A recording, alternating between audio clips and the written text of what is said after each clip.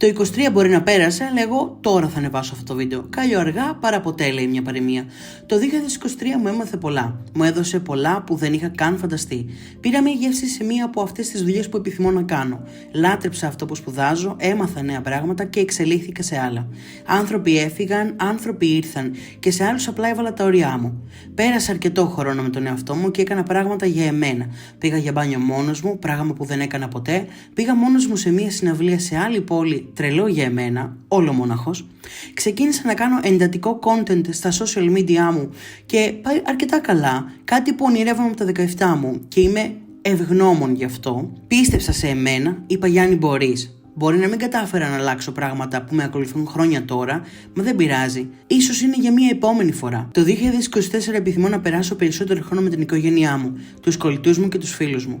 Και μπορεί να ακούγεται κλισέ, όμως είναι το πιο σημαντικό απ' όλα. Πάνω απ' όλα υγεία.